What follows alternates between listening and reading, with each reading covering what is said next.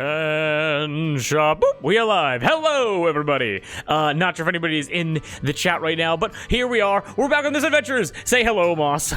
Hi. Yes. Hi. Oh my God. We're so chill. We're so nonchalant. It's gonna be an easy session.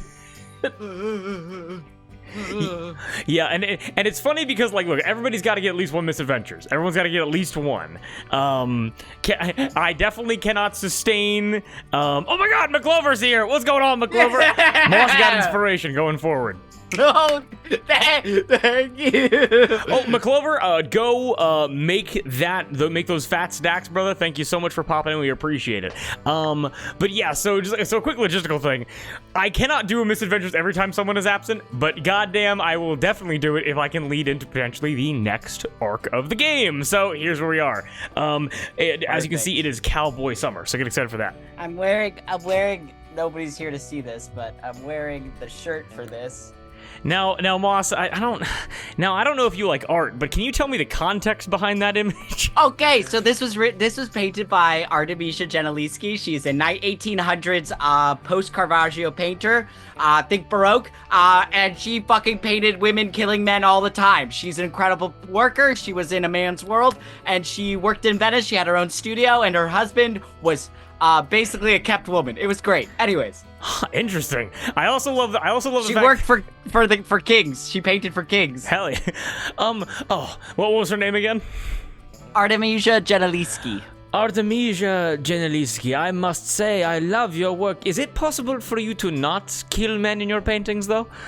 No, they're all biblical. I'm just being true to form. As she, like, makes his face look like the behead. That's like, they say, and no, we won't get into that, but some men who wronged her, she painted their likeness as the men who died. Oh, this man looks very kind of similar looks like to you, me. Sebastian. Yeah. He's even got the little mole. That's not foreshadowing of anything. Surf, till my fields. Okay. All right. But yeah, and it's all. Music is freaking me out, dude. What's up, huh? The music? It's too cheerful. The tonal shift is gonna be unbelievable. We'll get into it. But yeah, is there anything else we wanted to go over? Anything else we wanted to chat about before we hop right in? I don't know. I'm good. Let me just lower this by just a tad right there. Amazing. Okay. Then hello, Gab. Welcome in. Yes, it is. It's the day. We're mud wrestling, baby. We're getting all muddied up. Get excited for it. Dude, it's getting a little homoerotic over here. We're just two dudes shirtless mud wrestling around. Okay. But Moss, ready to hop in? Yes. Want to play some D&D? Absolutely. All right, then a deep and cleansing breath before we begin. Sound good? Yeah. All right, then please join me.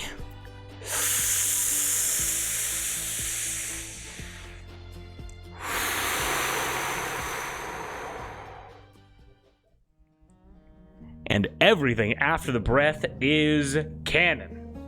So, okay. Very quick recap, just in case this is your first ever episode of Rulebook Optional. We only have one viewer and it's Gab.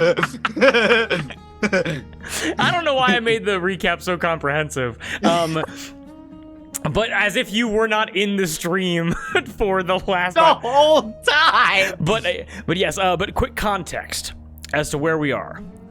Atlantis raised from the sea. Yes. It says I'm Olive on the frame. Oh, Olive is here with us now. Okay, I take the trident and I stab it. I stab someone. Oh, okay, well, 1 second. Let me see if I can just quickly change this. I kiss my girlfriend. Mud. Human druid. If you can't tell, I'm I know. Shut up. How about that? That work? No, now it's all tiny. Wait, hold on. Don't look at me. Honestly, it's a sick callback to the first ever Misadventures where the stream broke. Who was that? Was that? That was Kate. Was that? It was Kate. Right. First ever intro to Yasa. Mud, human druid. Let me just see if I can. Damn, and damn, this is canon. Fuck. I'm sorry. No, I like the idea that Bud is like in Meteor's like, pause, director, actually, my name card is wrong. And the Greyman's like, oh, my bad. Awesome. So thank you, Gab, for just saying all caps. Or was that towards you typing in the chat? Whatever. Okay, but we're centered, we're locked in, and it is Mud here, not Olive. Get out of here, Olive. No. Okay. Not all. Toltonga, a lost city of Tritons, was raised by Olive, signaling the beginning of the end for the All-God Cleric. Triton soldiers, along with the Pash clan, Silent Chorus, and Druids of the Ashen Grove, joined forces and attacked the Inquisitors and the All-God Cleric. The All-God Cleric, in his damaged state, began slicing holes in the material plane, and through some astronomical luck, you, Mud, and Cowrie were sucked into one of these holes, transporting you hundreds of miles away from the battle, away from Toltonga, away from Zurigo, and away from your crew. As you were picking yourself up, Mud, composing yourself after this teleportation, a figure from your past emerged from the shadows of the gallery. A tall, wick-thin man, hairless, smiling, dressed to the nine in a black suit, white shirt, ascot. He wears a gentleman's leather satchel on his back with something blocky inside. And before you could react, the Gray Man knocked Cowrie out, commanded Landon Shadrach to be gone, and then with long, almost silent strides, disappeared into the shadows of the Flash and Smoke picture gallery. Now, as you pick yourself up, Mud, I want to know, is there any immediate, like, very quick emotional reaction to being here and seeing all this? What is Mud's goal? What's the emotional state? What's going on? I think Mud's first initial reaction is like a rat trapped in a jar with a fire now lit underneath it. Okay. And so I think he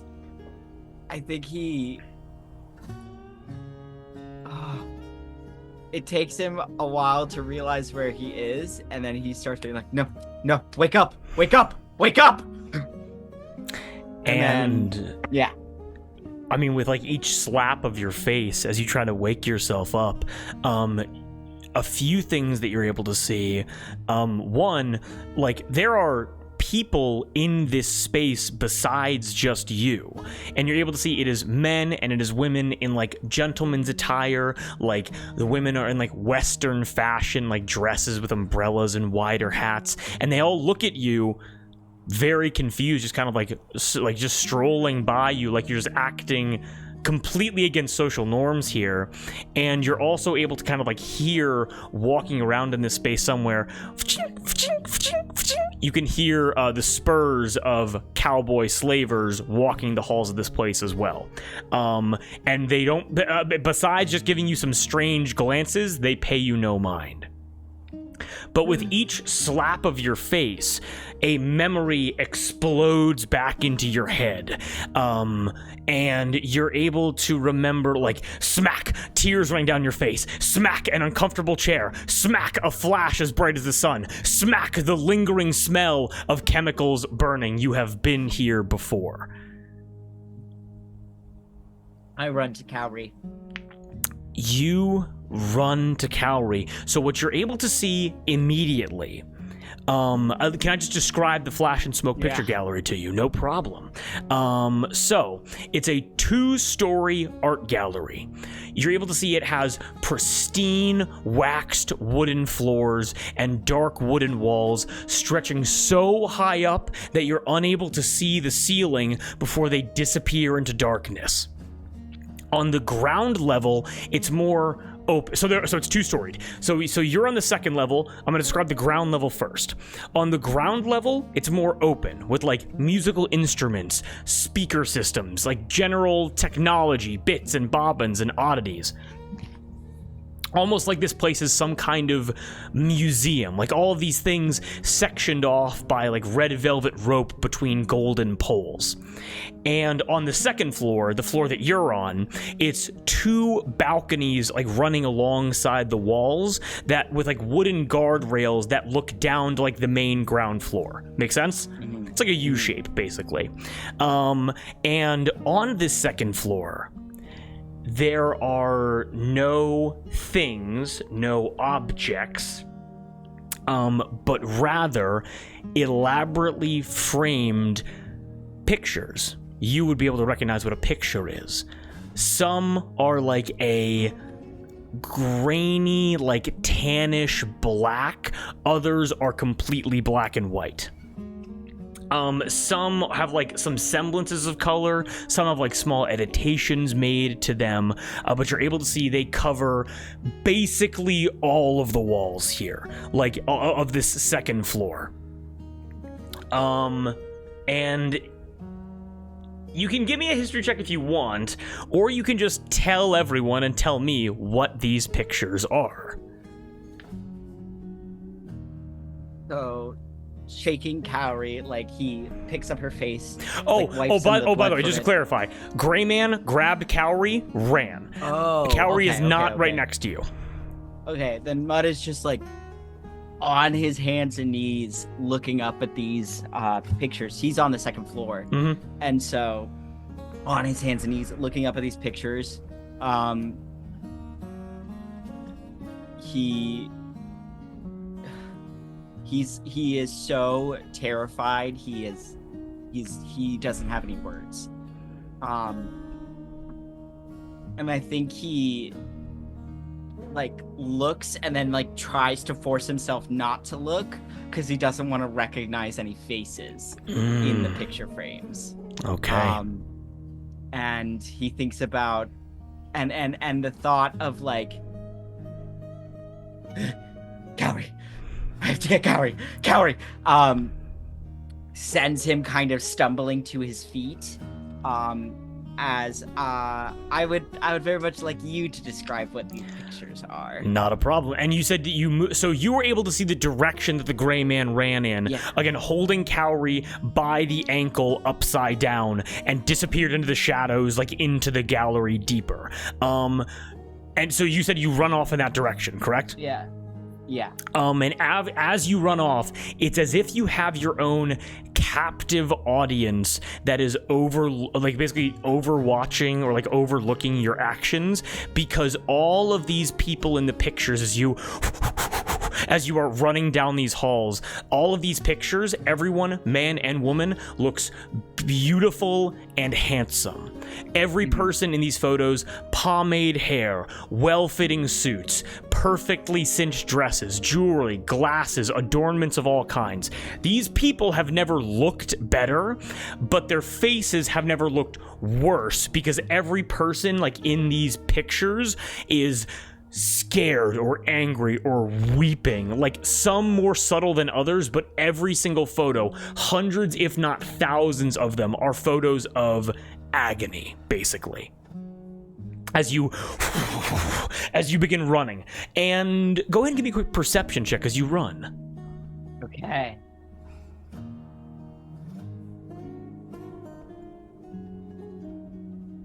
That is a 27. With a 27,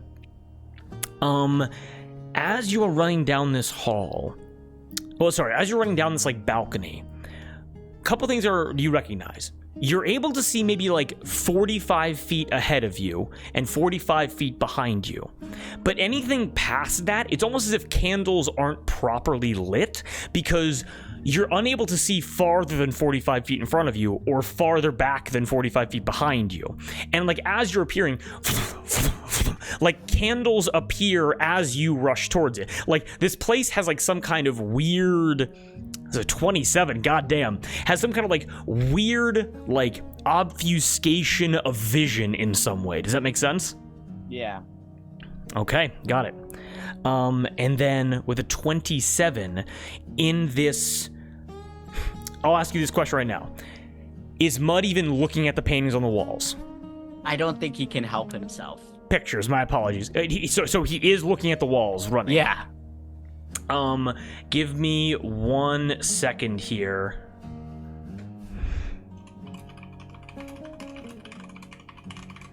One moment. So sorry. No, take your time. Want to make sure I have all the music up.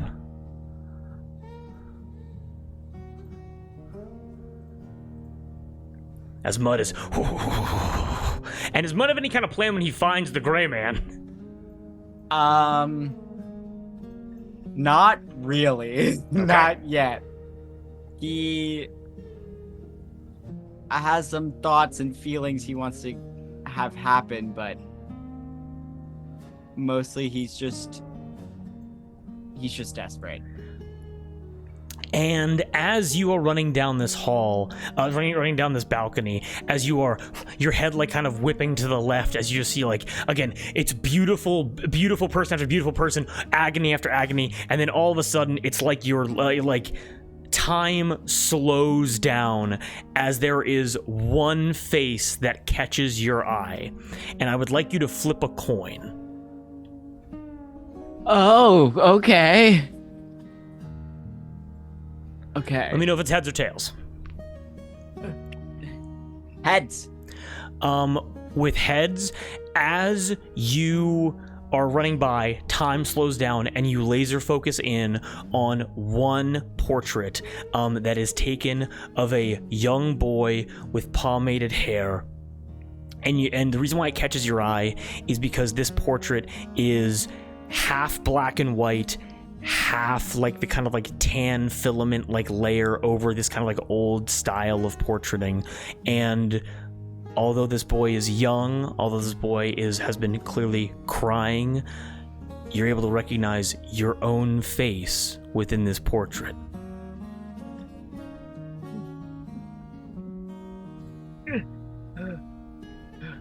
I get like it's like a magnetic pull. He's brought to it and he's immediately reminded of who he was and how this portrait was made. As you, because again, this is a world without like unless you are relatively like, unless you are magical or unless you are like rich, having a self-portrait made is a very rare kind of thing. And so you were essentially looking into a window in time to yourself when you were, I believe, 8 or 9 years old, correct? Yeah. And you were able to pick this up off of the wall, and it's maybe like 1.5 feet by 1.5 feet, and you hold this in your hands. What? Describe to me, please. It's this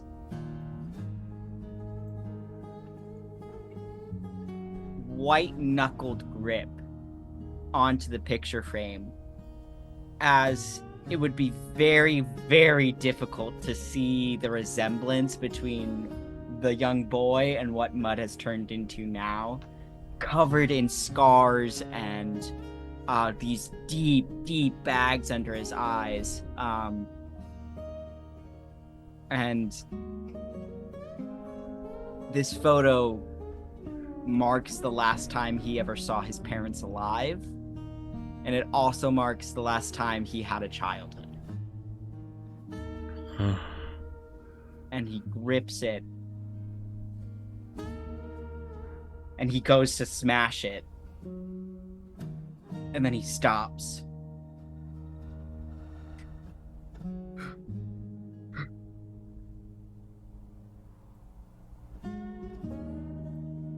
And he races to go find Cowrie with the picture in his hands. And you're still holding your self-portrait as you are running down this balcony, okay? Mm-hmm. Insane, as there is a very obvious hole with every single inch of the space covered in these pictures. A hole has been made where your face once laid, okay? Yeah. All right, and you are rushing to go find Cowrie, and as you continue to rush, It's almost as if you're like on a treadmill, because the objects to your like on the level below you, they keep like changing as like you keep running into this like darkness. All the portraits keep changing, but the architecture of this place remains remarkably the same as you keep running. And it isn't until you're able to hear like the distant cries of like music in a way where something starts to change, okay? Yeah. And here is what you're able to hear. Please work. Oh. You're a psychopath. I really am. And I love using it's circus music and it's saloon music. Bread and butter. Oh, what's good, Ben? Welcome in. Happy to see you. Hey! As you begin to hear like these like faint echoes of someone tickling the ivories, and Joe is absolutely hitting it somewhere, you are able to slowly but surely, it emerges out. You're able to see an honest to goodness old school saloon barbershop. You're able to see rotating like candy cane barbershop poles, like a silver and red like leather barber chair. There are mirrors kind of like dotted all around like the allotted area. There's like a workbench with scissors and razors and brushes and makeup kits and a full wardrobe with all kinds of like men's and women's clothing and accessories. Go ahead and give me a quick perception check. Oh no! Oh no! What'd you get? I got a 1. But is it 12? I'm going to say that with that. Okay, so I'm going to say with a nat 1, you are able to hear this music, and as if your feet act in opposition to you. I'm going to change the music really quickly. That's a fascinating roll. Give me 1 second here.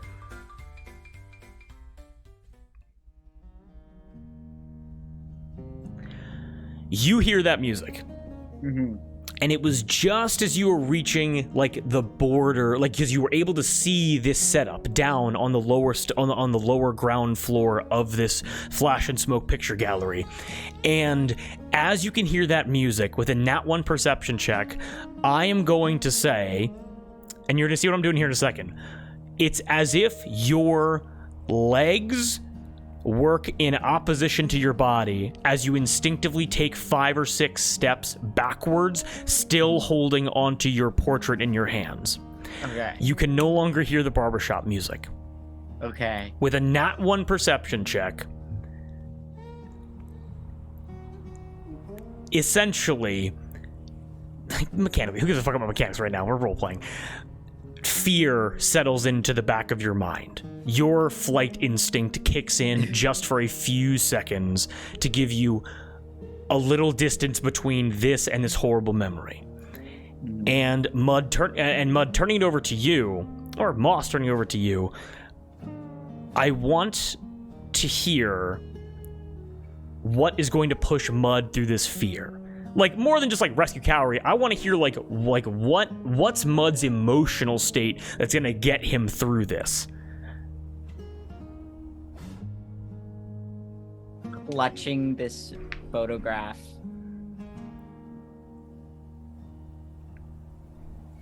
He is sweating.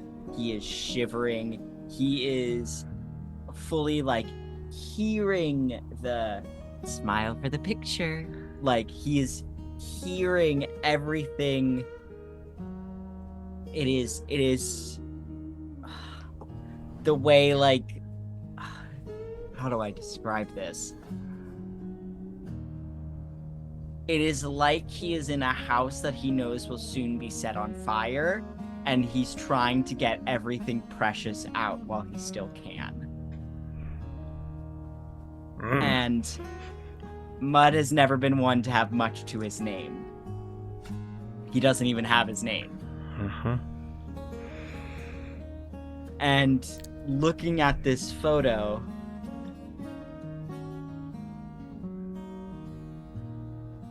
it has been a while since he's been so viscerally confronted with all that's been stolen from him.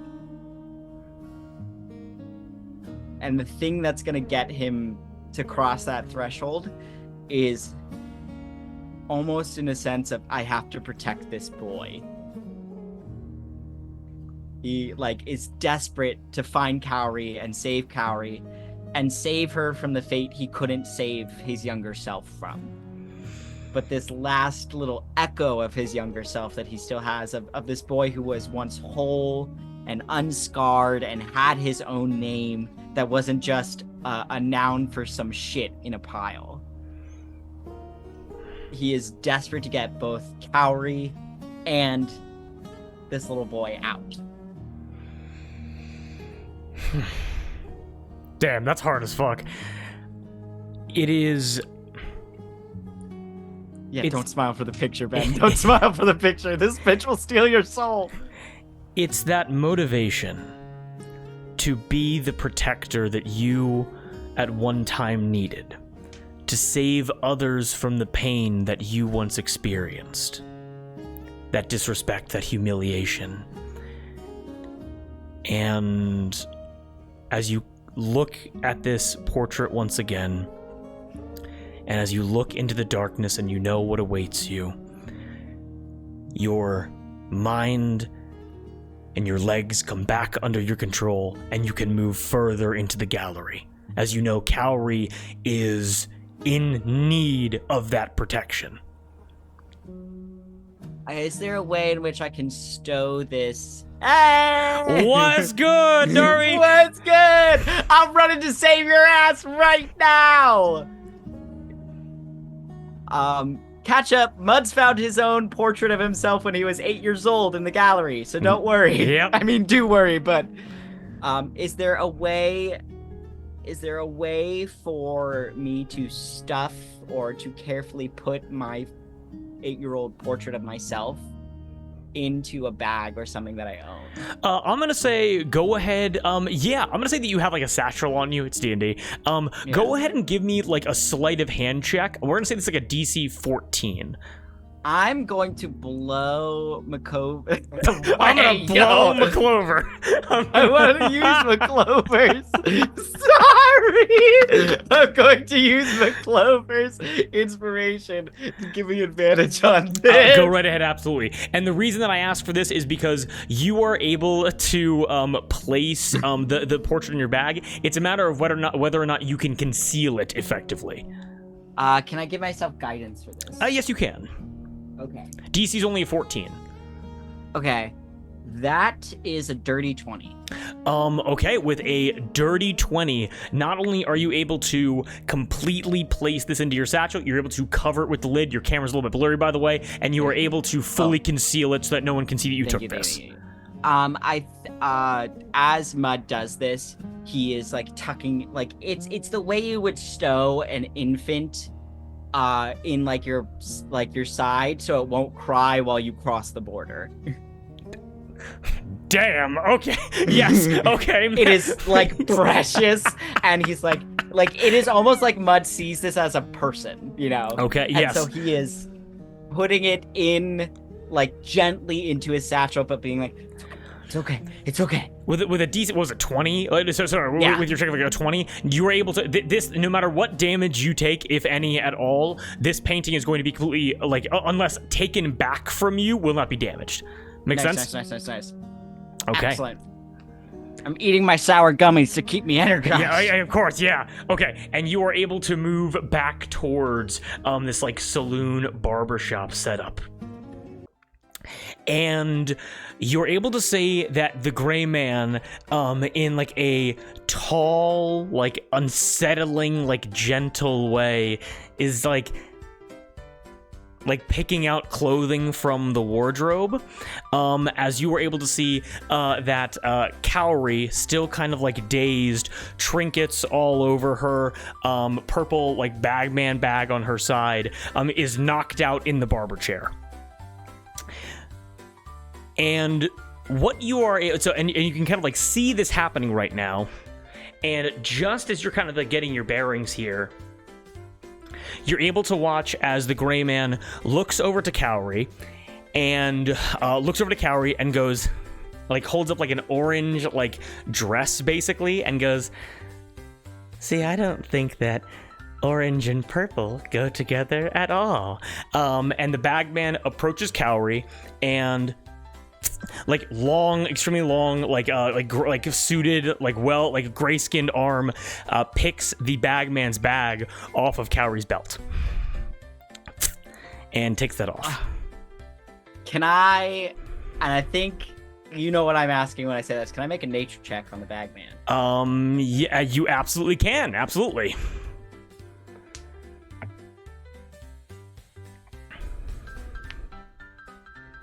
With a 15, what do you? So when you say nature check, what are you trying to learn right now with it? With nature specifically. I'm gonna put it in the chat. I'm gonna put it in the Zoom chat, so only you see it. Okay, got it.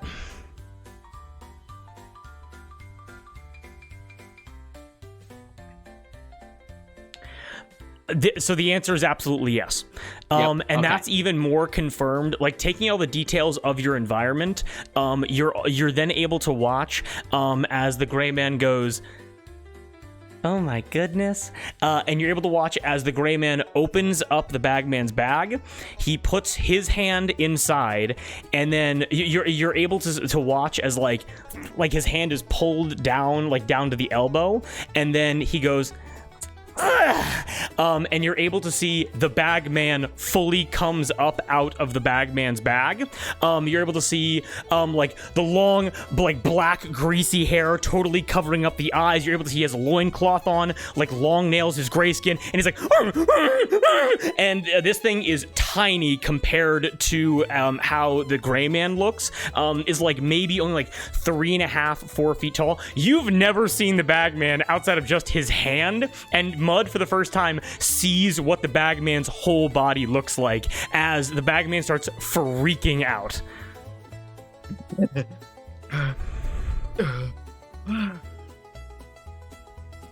Orange isn't her color. You're able to watch the gray man, like the bagman with his long nails is scratching through the suit jacket of the gray man, and is like cutting into his skin. And as the gray man is being like scratched and cut, there is no blood coming from the wounds, as he seems unaffected as he looks over to you, Mud, and goes, and he looks at you. As the bagman is still like freaking out here. Now outside of his bag, outside of his habitat completely. Looks and goes, excuse me? Orange isn't her favorite color. No, so you're also like elevated up by like 20 feet right now on a balcony, yelling down to him. Make sense? Mm-hmm.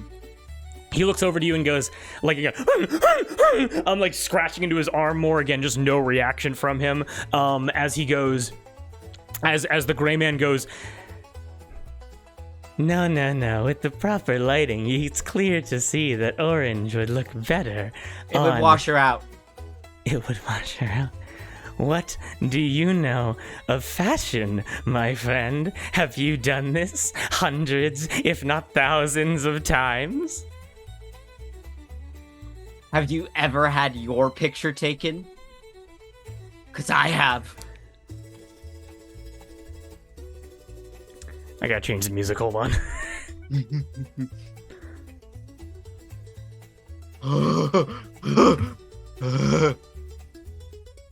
Darby, he doesn't like that! Again, you're able to see he's like black iris eyes with like the whites of his eyes. He has a perfect like white tooth grin, no hair, no eyebrows, no send his bald ass to bald jail. He looks like horrifyingly uncanny valley. As he goes at the same time. Oh, besties. As he go, as again a bagman freaking out as he goes, I don't think I've had the pleasure. You should try it sometime. But what is there to take of how I look? I understand my oddities, and I think others are far prettier than I. That beauty is wonderful in my collection, and I would just be a blight on the wall. Do you think art's only job is to capture beauty?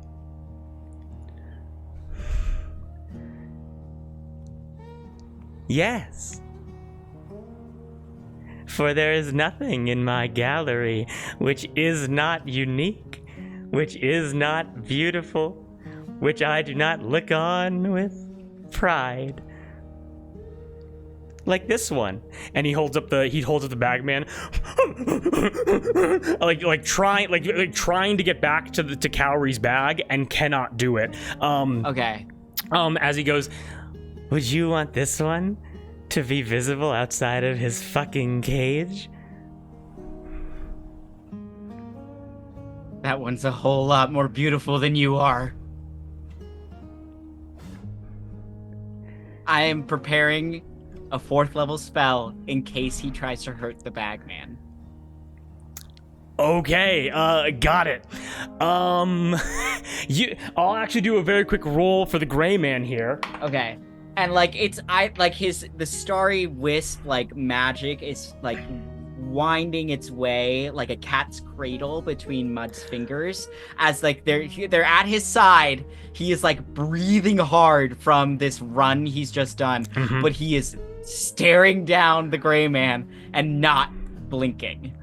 You're able to watch as the gray man takes the bag man and goes,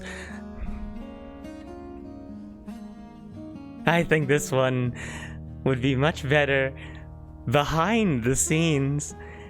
I've needed another helper. I can show him the way. And you're able to watch as the gray man essentially is going to take the bag man and is going to try to walk him into the darkness to disappear from your view. What do you do? I only have 1 4th level spell. But I think I gotta go for it. Okay.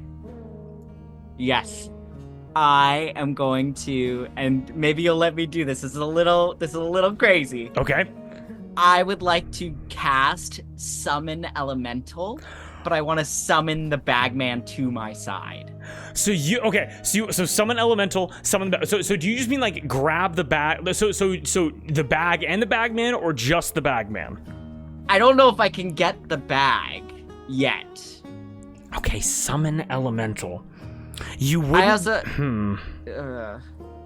to get him out of the bagman's grip, the gray man's grip. Or ooh.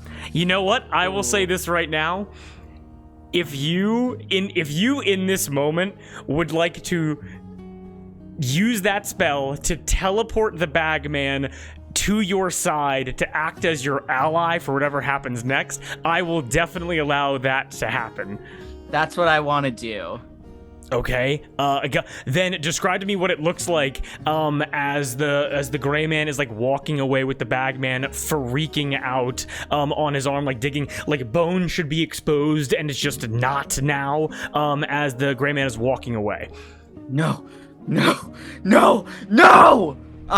And just this bright, vibrant starlight bursts mostly out of Mud's chest where his hole used to be, as he just goes and launches it, as I think Mud also launches himself over the balcony to land down there. You hop, and so does this starlight grab the bagman? What happens?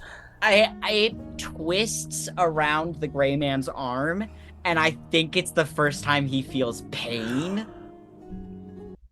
For this building that you're in, this gallery, impossible in space, darkness above you, darkness in front of you, darkness behind you, and it makes sense that the first time the gray man would ever feel pain is from light touching him.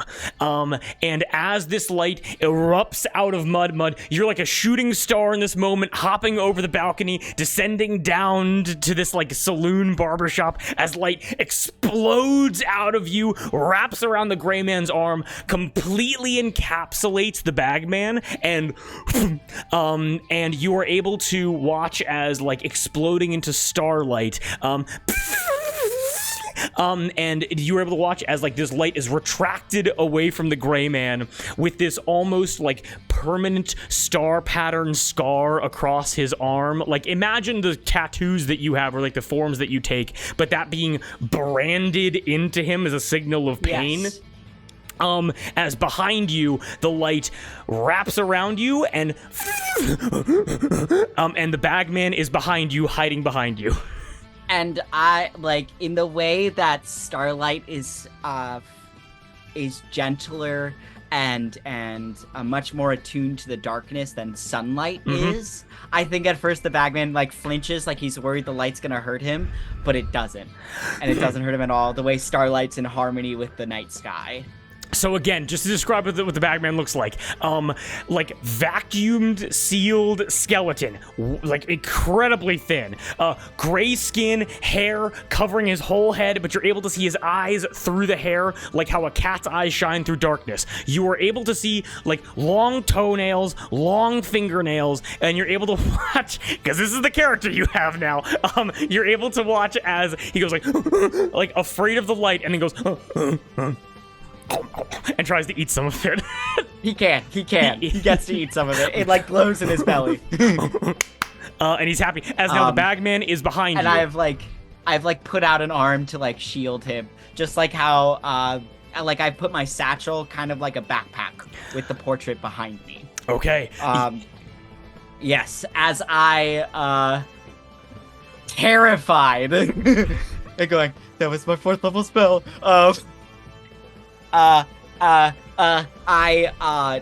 want to, if I can, just position myself so the gray man can't get, so I'm always between him and the bagman. Okay, so it is, so here's how the lineup is right now. It is the bagman shielded by you. I'm gonna say 20 feet in front of you is Cowrie, unconscious in the barber chair. Yeah. 20 feet beyond that is the gray man towering over the barber chair, looking directly at you. Can I, in a sense, can I whisper something to the bagman without the gray man hearing? Absolutely, yes. I'm going to say, get back in your bag. Make sure to pull him in next time.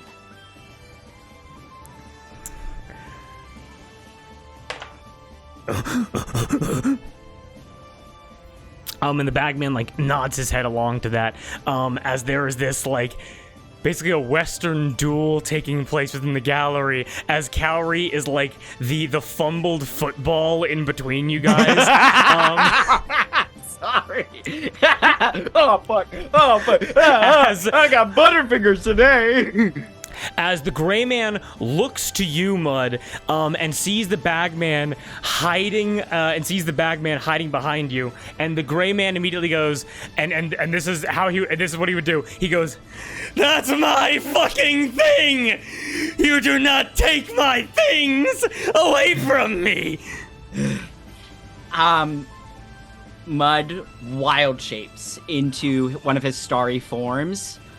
Then we gotta hydrate. Sorry, forms. Got it. Coming out.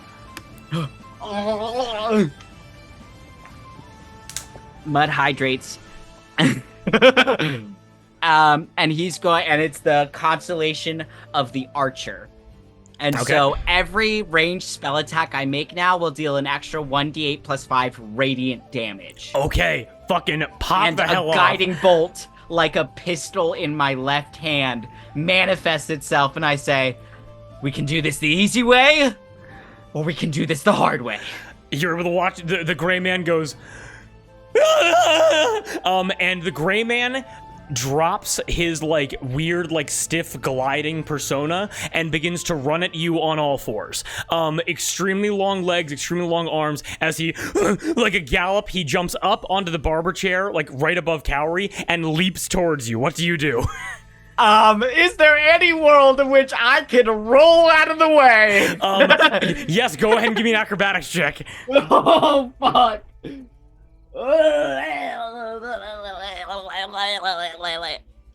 Oh, fuck. I'm gonna flip my coin.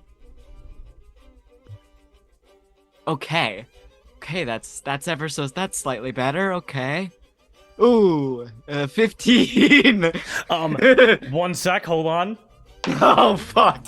Oh, absolutely. He got a 9 on the die. You're able to. So, Mud. So he leaps towards you, and you're able to watch his like an incredible lean strength as he becomes. I'm pretty sure he would become like 13 feet long with his arms outstretched. As you, how do you roll out of the way? What does it look like?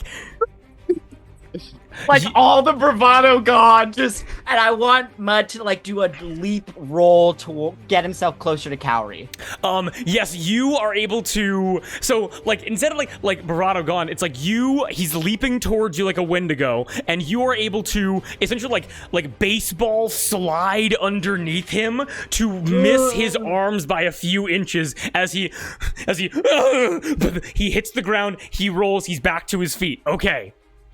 So, as you get out of the way, as you roll towards Cowrie, you begin running towards Cowrie, correct? Yeah.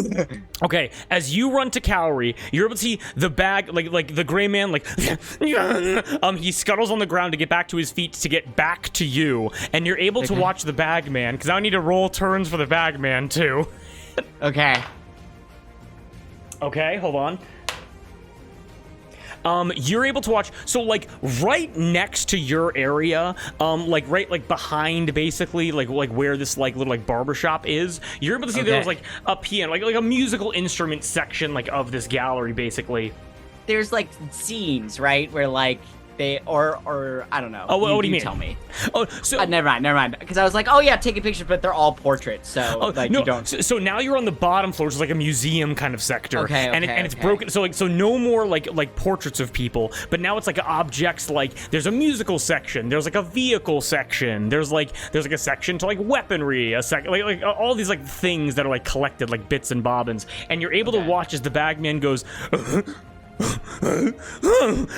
Focus!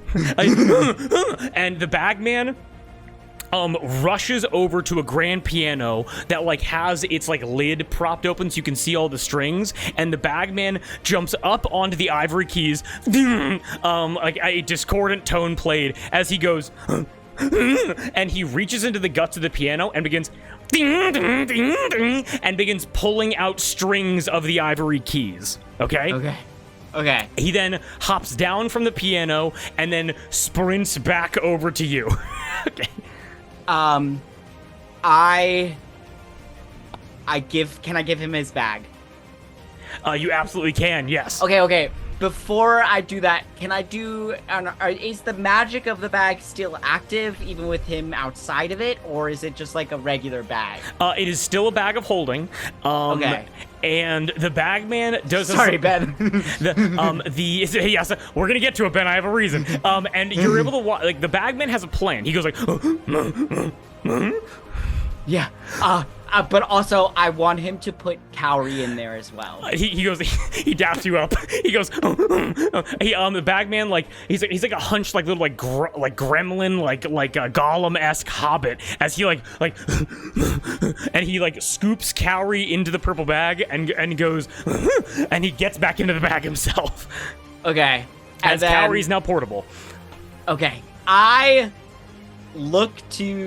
assuming the gray man is in media res diving for me again. So you look over towards the gray, you want to see what he's doing? Yes. So you're able to see that the gray man is actually at that grand piano that the bagman attacked. And what you're able to see is that he has completely lost focus on you, and standing over the piano, you're able to see as he's like, no, and he's very rapidly restringing the piano to fix it, meaning that he's going to spend what would basically be his entire turn fixing the piano before focusing back on you. Yes. Okay. So, hang on. I have to write this really funny thing in chat. Don't look. Okay, pop off. Okay. So, sorry, it was not that funny. But I had to finish one thought before the next. Okay. Seeing he is distracted by this, I'm burning through my spells. It's okay though. It's okay. Can I expend 1/3 level spell to get all my 2nd level spells back? Give me an Arcana check and beat a DC 19. No, we're not hitting that. What a We're not hitting that. crazy thing to ask. No, we're not hitting that. That's a 5. That is now, you know me. I don't give a fuck about the rules, but I will say that's an insane thing to ask. Yeah. Valid. I am then okay. I'm going to use my guiding bolts. I get 3 of them for free because of my subclass. Okay. I'm just going to pump 2 of them into... Actually, Mud, like, has this realization, looks around this, like, room, realizes what he can do now that his friend is portable and safe, and he just fucking unloads a guiding bolt into the, like, the very, like, backdrop and, like, place where the people sit down for their pictures. He just blasts that. So you're aiming up to the 2nd level to begin burning portraits, correct? No. Burning, because where we are is the picture, is where they take the pictures, right? Yes, you're in this like barber shop, basically. Okay. I want to, like, because, sorry if you said it differently. God, Nope. This music is so good. You're all good. It's like the chair, right? Where, like, the photos get taken. That's Yeah, what so you're at the chair, and then away from the chair is a grand piano that the gray man is trying to fix up. And like around you are like mirrors, a wardrobe, like little like workstation with like all like the barbering tools, basically. You're able to see, and like beyond that is like a vehicle section of this museum, essentially. I'm going to blast a guiding bolt into the barber tools. Okay. And then I'm going to bring my sickle down and I'm going to slash the costumes. Okay, go ahead and give me an attack roll then with your sickle. Okay. As I'm going to say, hitting an inanimate object with a bolt is going to be basically just like a free action. Yeah, here we go. Oh, wait.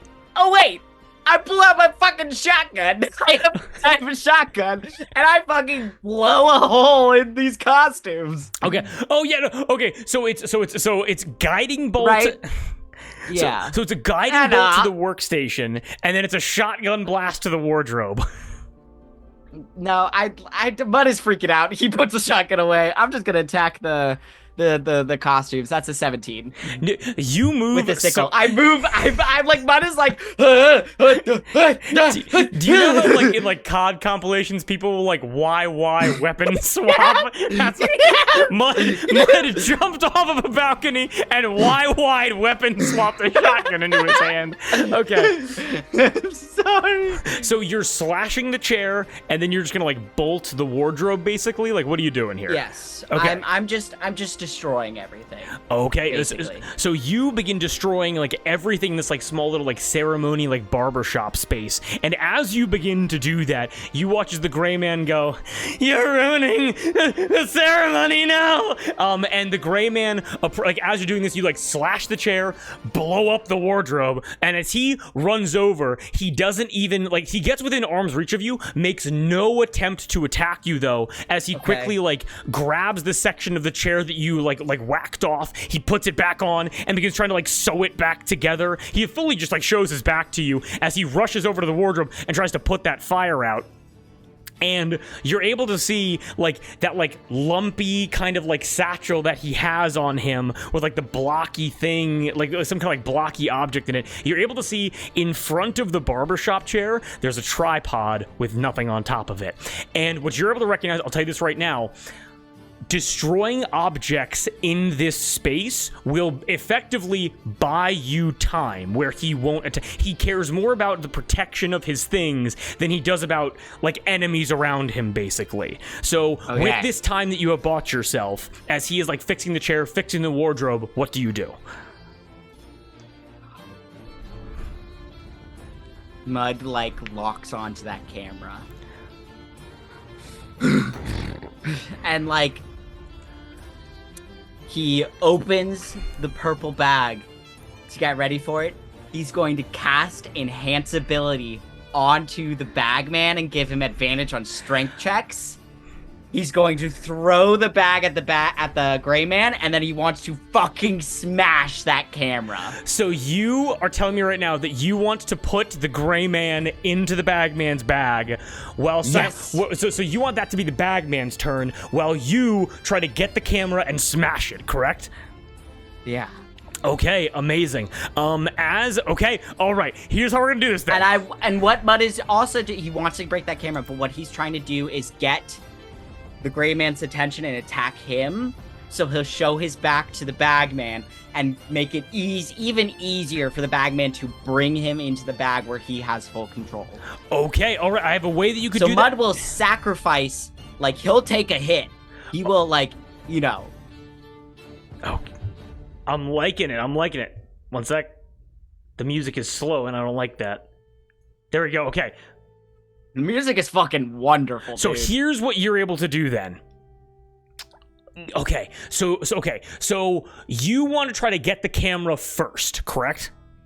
Yes. Okay, trying to get the camera first then, I'm going to say give me a quick opposed athletics check to grab the camera. Okay. I will let you know the DC right now. I roll like dog shit. That is only Dog a water. DC 13. I rolled a 14 on the die plus 5 for a 19. Let's fucking go. Yes! Okay. So here's how we're gonna play this.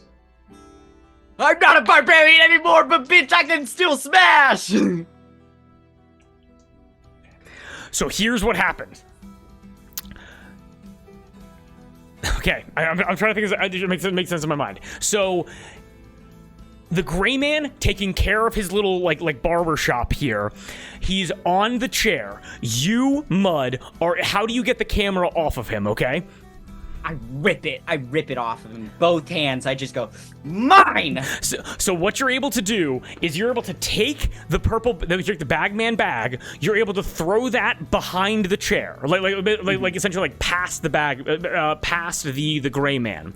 And as you come up behind the gray man, you mine, and you hear the leather straps. They snap as you yank it off of the gray man's back, and the gray man goes, "That's more important than even me!" And as he turns around from the chair, the camera is the one object that he'll prioritize over everything else in this place.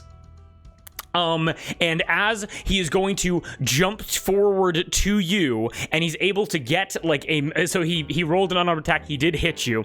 He gets a massive hand on your head, and he grabs onto your left arm, right hand on your head, and he pulls your arm, pushes your face, and slams your temple into the steel armchair of the barbershop chair, and hits it, and it immediately rings your bell. Your vision goes a bit blurry as it's 19 points of bludgeoning damage. Fuck. As you're holding onto the camera, as he's like, as it's like, that is mine, that is my thing. And the bagman is behind the gray man. What is the bagman doing?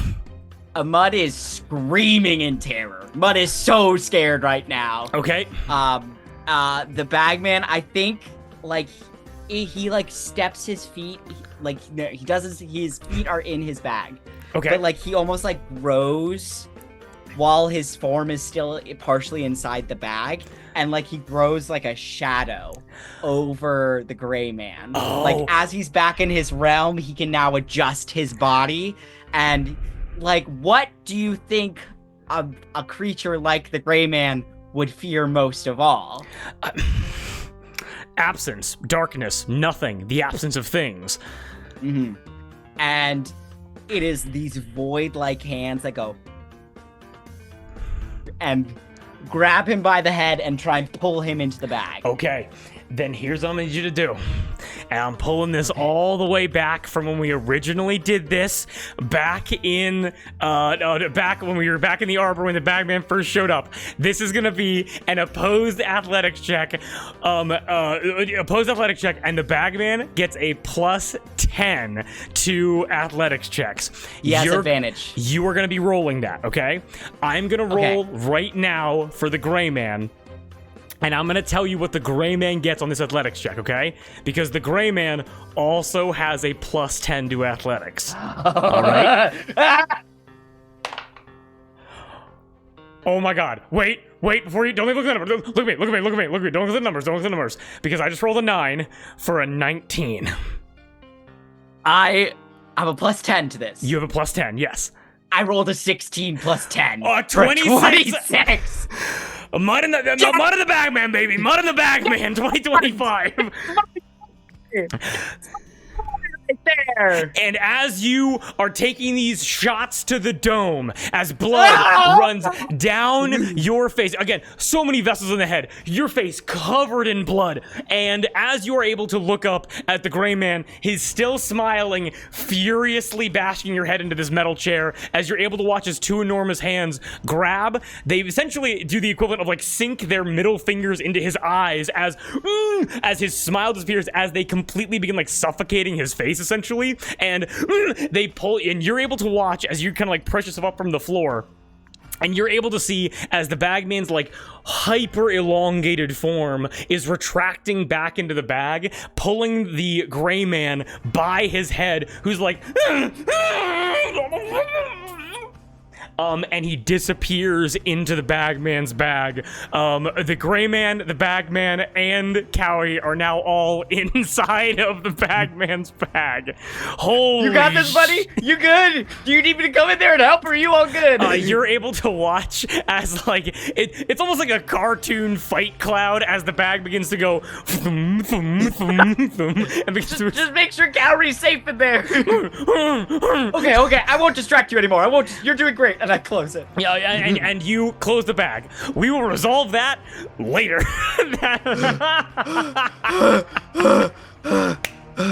Was I awake enough to see Cowrie talk to Landon? Go ahead and give me a history check. I'm gonna say beat a DC 15. Okay. I'm gonna use this die. History check? Yep. Oh, I got a 13. Can I give myself... I'm gonna use one of my guidances that we get from the ship. Okay. So actually, I'm gonna say for right now, you are so far away from the ship. You are, and you're actually able to watch as like this whole scene's like unfurling. And you're able to watch as, like, but now it comes back to you. Like, this is a very personal encounter between you and the Gray Man. But you're able to watch, like, up on the balcony, like, there are, like in the museum, there are, like, civilians here. Like, people who aren't, like, in any way associated with the Gray Man, but, like, came into this, like, museum, this, like, gallery as, like, a, just, like, as a way to just explore art and the expression of art. And you're able to see about, like, maybe, like, 8 to 10 like honest to goodness like cowboys, like leather vests, leather jackets, like chaps, boots and spurs, all of them having like these like bluish gray like sheen revolvers and lever actions, as you're able to watch like a woman up on the balcony goes, "Oh good heavens," and she faints backwards. What do you do? I pull out my shotgun and I cock it, and I say, "Get out of my way!" They look to you as you pull out your shotgun. They all pull out their guns as well. They begin to move for cover, and they go. You're able to hear one main guy go, "Now listen here. We don't know why you wanted the proprietor, but the exit's back the way you came. We'll give you 10 seconds, and then lead's following you." Can I make a strategy check? Go ahead, yeah. 14 plus intelligence, 15. Okay, with the 15, what are you trying to discern here? There are So Mud doesn't remember the interaction between Cowrie and Landon. You do not remember that, no. And also Landon is somewhere. You have no idea where Landon is. Okay. There is one thing left in this building that Mud wants. Okay. One thing that he is desperate for, and he is willing to risk a whole lot to try and get. Okay. He will not risk Cowrie's life for it, though. Okay. Is there any world in which Mud can get himself in that long hallway again and looking at the portrait gallery? So you would need to, so there are stairs where you'd be able to ascend back up to the balconies, definitely. What I will let you know, though, is that you're going to have maybe a round or two head start, and then these guys are going to follow you. What's up? What would you say there's any, what are the walls made of? The walls are made of wood. Just wood? All just wood? Yeah, I mean, it's like pristine waxed dark wood floors and walls. There's of course like furnishings like for the balconies, for like the stairs and like the guardrails of the balconies and like the arm. What are they called? Like the fucking hand rails of the stairs and shit like that. Yeah, the balusters of stairs, stuff like that. Whatever they're called. But it largely is just like waxed plank wood, basically. Okay. It's just wood. Shit. God damn it, Drew. Oh, no. Ugh, god damn it. Okay. Give me a second to cook. Okay. Everybody in chat? Mod's cooking? Mod's cooking? Check in with them. See how they're doing. How we doing? It's a bag party. Yeah, something's going on in there. The bag is like vibrating on your hip like like you've missed 30 calls in a row. I add corn earlier. There we go. Makes more sense. There we go. Okay. Mud is going to charge towards the second floor. Okay. And as he hears the shotguns fire, he's going to use his last 3rd level spell to cast Wind Wall around himself. To obscure the projectiles from the guns. Oh yeah, let's do this again. I love the way you think. Okay. Speaking. Okay, Bandit could have said it better myself. Okay. So you have 2 options basically. It's run to the exit or run to one of these stairwells, like one of these like spiral staircases to get back to the 2nd floor. And these slaver cowboys, they all see you go. And you immediately run to the stairway, which in no way is like towards the exit, and you're able to hear him go, "Open fire!" Bullets flying. You understand? Like such good aim. But does your wind wall look like anything as you're running up these stairs as men are shooting at you? What like describe it to me? It is the torrential windstorm of a desert, the torrential tempest of a storm. It is nature's fury incarnate. It is this hissing, screaming thing wrapping around him, and it is the exact opposite of the civilization, the gilded civilization that Mud has found himself in. It like rips wallpaper off the wall. It leaves the portraits untouched. Okay. But it starts like eating at the wood, and so it like the wax begins to be pulled away, like boards begin to be flown around. Like this place was pristine, and I'm talking like 3 minutes. You have damaged the piano, you've destroyed the barber shop, you've stolen a portrait, and now this like windstorm basically is destroying like just the ambiance as people go like, "Well, I don't think I want to be around here no more." And like I don't know why Elvis is here, but people begin leaving. Fuck him. People begin leaving this place as the customers begin running away. As you make it to the 2nd floor and begin running through the darkness where like the exit would be. Okay. Okay. And as you, let me change the music one more time here. Austin Butler, is that you? Man, he took my bag, mama. Okay.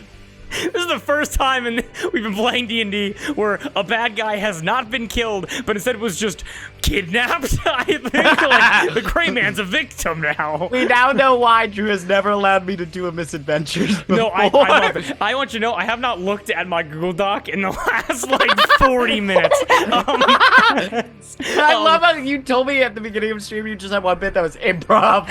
Yeah, it was descriptions and then just you've got this. Just that's all it is. Okay, and you were back on the second floor.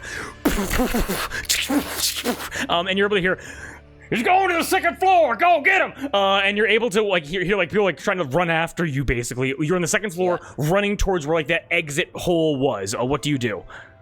I want to look at the wall and see if I can find I can find her. Go ahead and give me a perception check then. And this I will allow you to use guidance or whatever modifications you would like. I'm gonna give myself guidance, and then I have to remember I have a reactionary D6 I can add as well. Okay. Sorry, I'm trying to pick out the right D4 for the port. It matters. Fuck, where is it? It doesn't matter. Okay. It doesn't matter.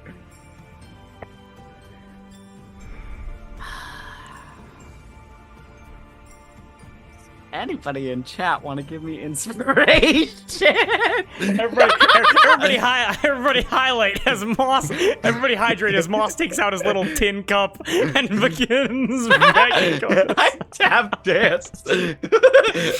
Oh no, Ben, you're poor. I'm so sorry to hear. Thank you. I'm gonna roll again, and we're gonna use a different dice this time. That went out. No. Same fucking number. Same roll. Doesn't matter. Take those 1,000 points back. It's fine. Okay.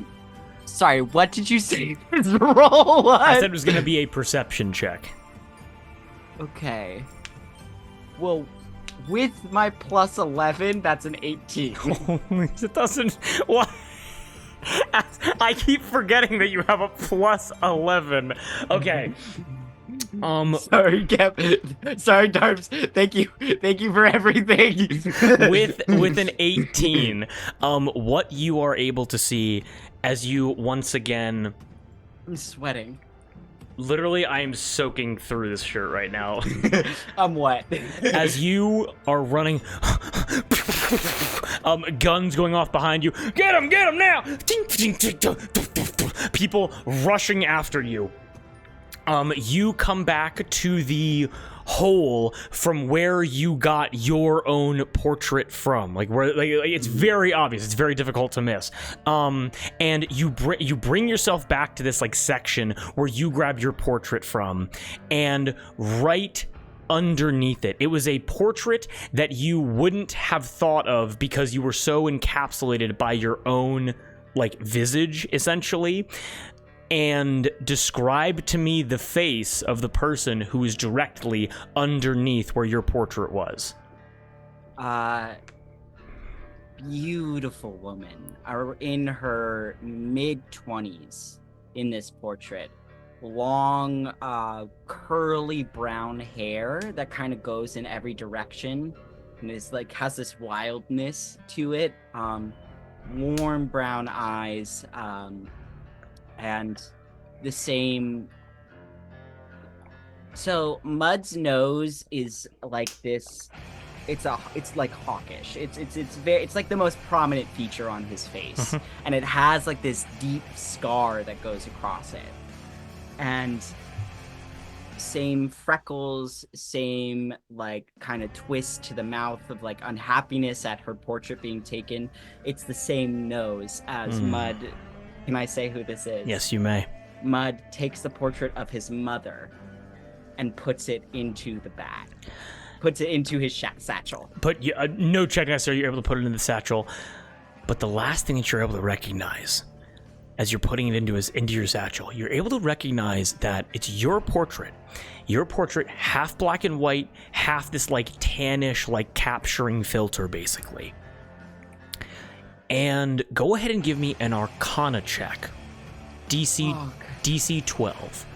I'm historically great with those. You got this. I believe in you.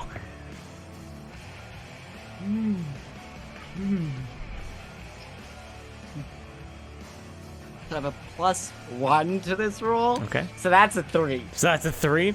Fucking A, dude. Well, you're able to realize that there are colored differences in these portraits, basically. Okay. Because where yours is like faded black and white tan, it's an odd mixture of the two. The portrait of your mother is still solidly tanned color. Like, there is color to this picture. But like, your assumption is it was how much 25 years ago this was taken. It's been so long. Things fade, but you found and again it's the immediate flash of the memories of this woman's face, of the caring nature that you remember from when you were 8-10 years old, and you are able to slip it right next to your portrait in a small way, a mother reunited with a son. And then I go, okay. Oh, I gotta get out of here. Oh, I gotta get out of here. it's like, all Bagman, you boys. good? Did you finish? The Cowboys Did you go. finish beating him up yet? The slavers go, we got ourselves an art thief. And they begin shooting guns and running after you. Yeah. And one more track I'm gonna play, then we'll take a very quick break. Okay. 1 second, hold on. I have to cook. Stop cooking, I'm sweating. And as you run... Wait. Mud is skipping through the playlists on his AirPods as he goes. You gotta find a track with a good BPM Wait, guys, to run to. No, it's not this one. No, it's not this one. Sorry, hold on. Give me a second. And as they're like... Yeah, what? There's no music in this place. As you are running back towards the rift that you came from, and you have the bagman's bag at your side. You have Cowrie inside. You have the gray man inside. You have the bagman beating the gray man's ass inside. And you're able to see the rift back to the Battle of Zorigo. And you realize, like right in front of where, right behind where the rift is, there is just darkness. There is actually no, extension of the room. Like, even as you're, 10 feet away, there is just darkness there. And as you, how do you try to enter into this rift? Mud brings all the bags, Bagman and his satchel, into his arms as he jumps feet first in, testing it out with his own body before he risks the precious things he holds. And as you jump feet first in, you're able to watch as you're approaching. You have the bags, you jump, you turn yourself into a torpedo as...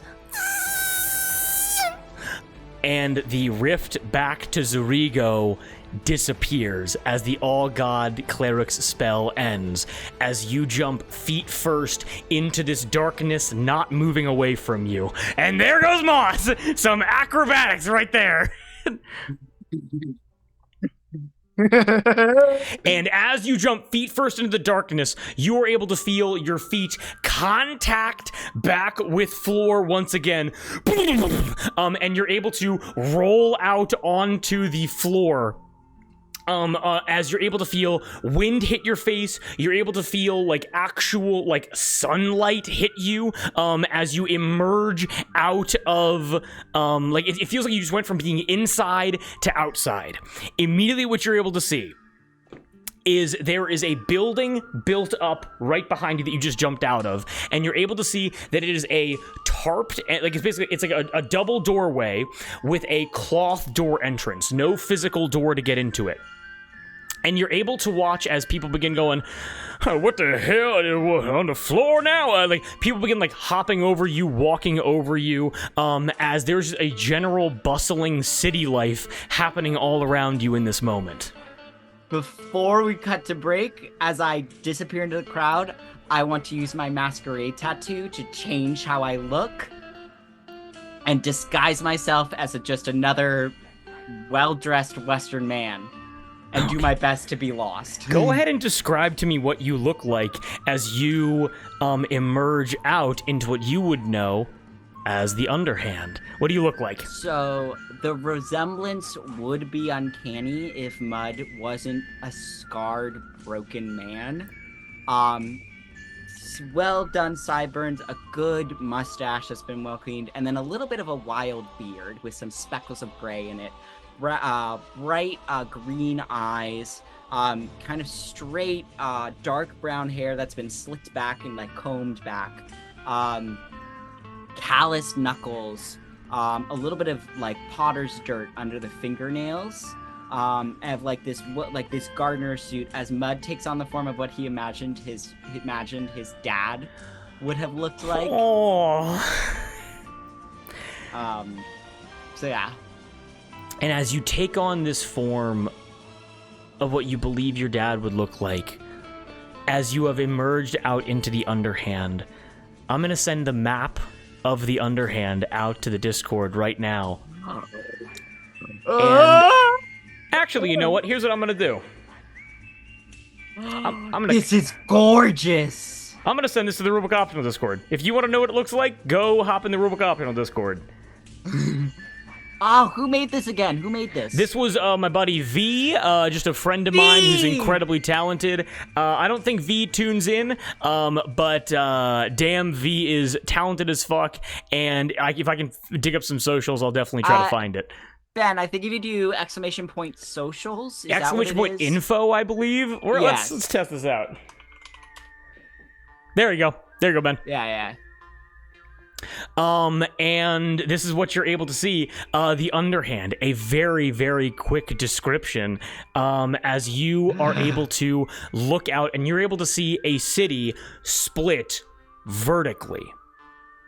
Very quickly, not looking to get too much in the weeds because I'm going to describe this when you guys like get here in Palm on the Fist, but you are currently in the district of Whip. Okay. And what that means is I have to pull that up because I made all this a while ago, and I need to, you were able to see... That's the one where the slaver lords' houses are! You are able to see that you are in the Whip District. Sorry. Which stands for Work Hard, Inevitably Prosper. It is the wealthier district with wealthier individuals, those that prosper from this horrible trade of mithril mining and... the sale of sentient beings. As you step out like into these crowds, kind of being swept away, disappearing into these like Western individuals, you are able to actually come to a massive guardrail balcony, what would be considered like a main road here, and you're able to look out into the sheer drop-off of the Underhand. The Underhand is a city built around a central canal. Looking down, you're able to see a river that cuts the city in two. Descending down by, and I mean this honestly, hundreds of feet, dozens of stories. And you're able to see ships arriving, dropping off goods, dropping off like weaponry, crews kind of moving away from the ships, all of them with like a Western kind of aesthetic to them. The link's expired. Well, that's not great.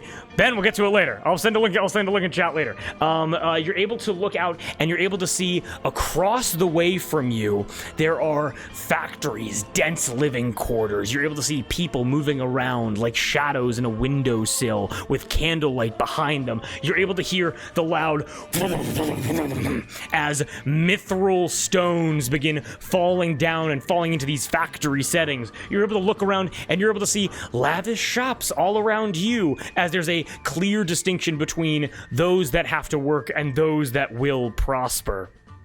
And as you emerge out into the Underhand, you're able to look up into the center as you're inside of what eventually is like a cavern canal. What is like hitting? What's that like bright sunlight? It's hot. It smells bad here. Sewage all around you. And you're able to look and see that at the direct center of the ceiling of this like cavern, it hurts your eyes to look at it. It's like an office like UV light type shit as you're able to see glowing bright. There's some kind of artificial sun that is denoting daytime in this city. And before we cut to break, as you look over to the river cutting the city in half again, you're able to see like wires connecting both sections of this city, the left side and the right side. And what you're able to notice is that these are massive cable cars that are escorting people to and from these different tiered districts over top of this central canal. I need one final nature check, please. Ooh, okay.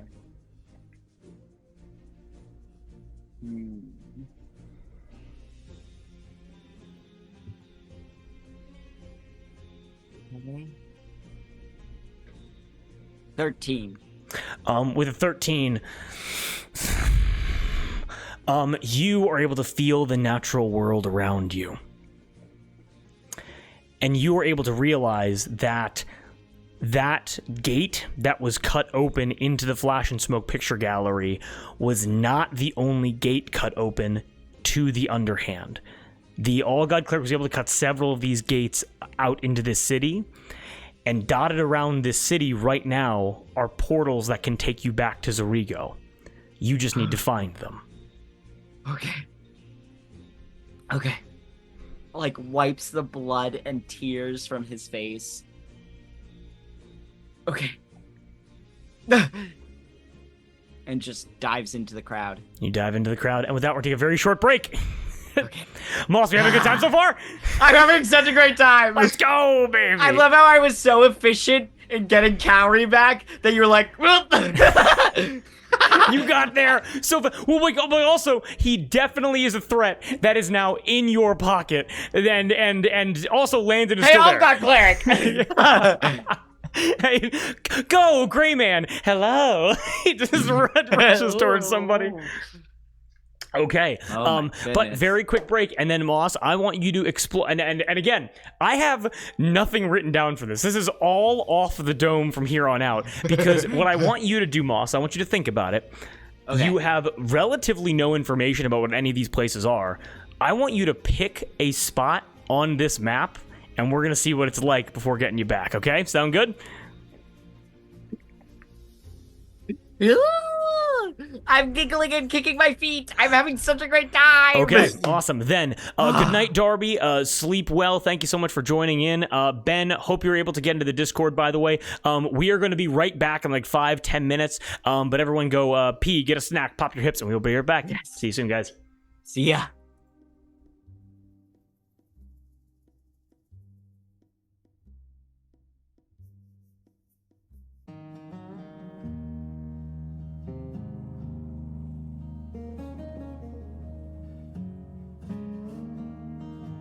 And we're back. Okay. Mud. Dressed up in your finest Western attire. A gentleman among gentlemen. A purple bag at your hip. With it's like a cat in a leather satchel. It is mad. Cowrie also on your hip. As you wander around the streets of the Underhand, you need to find a portal home. Where do you go? I think Mud thinks a little bit about, all the places he knows in the Fist are fucking terrible. Yep. And so I think he's going to stop a man on the street and say, "Excuse me, sir, do you perhaps know the nearest, saloon?" Well, of course, my fine gentleman. You're able to see he's wearing like a white sport coat, like a black vest. He's like one of those like, what are like the tied like neck adornments called? Like one of those. He has like a tan cowboy hat. He's got like slacks on, and he's like, "Well, but my fine gentleman, I would be happy to familiarize you with this wonderful location. Now, it seems that your throat's a bit dry from your weary travels, and you wish to, let's say, lighten your load with some liquor." Indeed. Well, it would be my honor to have you go to the Deadeye. Now, I'm not sure if you missed it on your road in, or perhaps you are just a bit delirious from these eastern winds. But if you want to go, just head over to the Deadeye Tavern, and they'll help you out there. Thank you kindly. Oh, of course, sir. Now you have a wonderful free day. You too. And Mud thinks about it, but then he doesn't ultimately act on it. He was gonna druid craft to make the man stinky, but he's not gonna do that. Okay, got it. As you are able to, you would know that the Deadeye is below you several levels in the section of the city known as Sosin, S-O-S-N, known as something old, something new. It is the trading and market district. And give me 1 second here just to get my, where is my fist description doc? Because I have someone that I would like you to meet.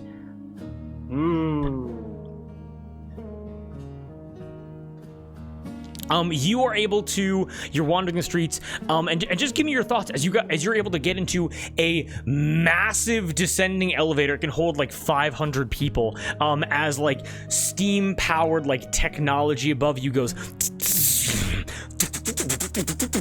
and this elevator descends. It's basically a trolley system that goes vertically, that takes you from one district to another, and it drops you down to the second level of Sosin.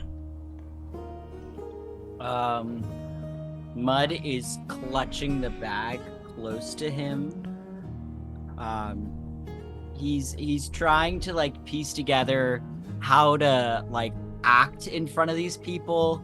And he's also very, very aware that if his identity was revealed to these people, he'd be dead in the streets, you know. Mm-hmm.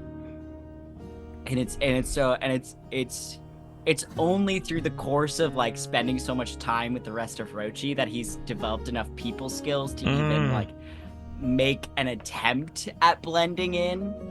And so he's just looking around, but then being like, don't stare too much, but like trying to like just get an idea of all exits. You know, if there's like a kerfuffle over here, he's like looking over, okay, that's nothing to do with me, you know. And so he is locked in. He's got his back to one of the walls while we go down, and I think every now and then he'll like open the bag and like make sure that his friends are still good in there. Yeah, you open the bag and you are able to still. It is like you just locked two titans in a never-ending battle. As you're opening the bag, so what do you say? You open the bag. What do you say in there? How you doing, buddy? And then you're able to hear, "I'll fucking kill you!" And as they're just throwing like hands back and forth in there. That will be settled in time. I'll deal with that later. Yeah. And you were able to, as this massive elevator comes to a stop, you are able to walk off as you're able to hear the operator say, "Now on the second floor of the eastern side, we are now in Sosin, the Deadeye, straight ahead, folks." As you are able to walk out into, like, again, markets, shops, all things, like, again, golden steam technology, Zanwei Fu blades and armor, like a cultural melting pot of all of these places that have had goods shipped to the Molar Isles that were then shipped back to the Fist for resale. As you can kind of see how, like, the progression of economics works here. And there are complexities due to the falling apart of the Molar Isles that we do not have time to get into right now, but we will get into that a little bit later, okay? Okay. All right.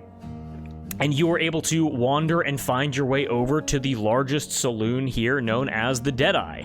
Currently closed, just due to like the general like lunch rush just having passed. Not really a very appropriate time to be drinking. And you were able to come up to the swinging like half doors and enter and you find your way inside. What do you do?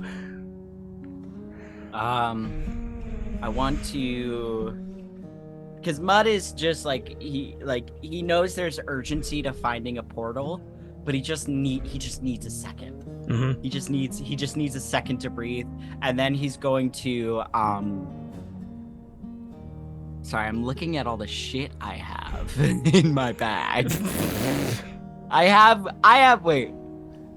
2 shotguns. Why? I don't know. But Mud is like doing his very, very best to just, and then he'll like Do I have any money? I don't.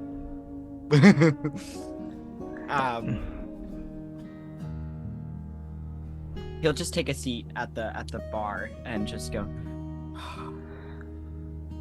As you deeply exhale, you just kind of take a moment here. There is nobody else in this bar. Like, food's not being served, only alcohol, like only like root beer, sarsaparilla-esque like beverages.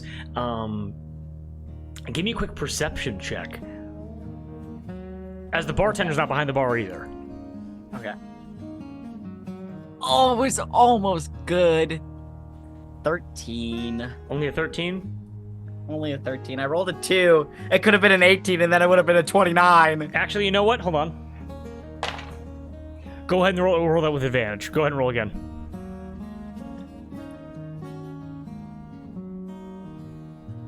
$20. I With a rolled 20? a 9. With a Jesus. With a 20. Right? Yeah. I sit there. You're able to hear like you're able to hear like footsteps in the back.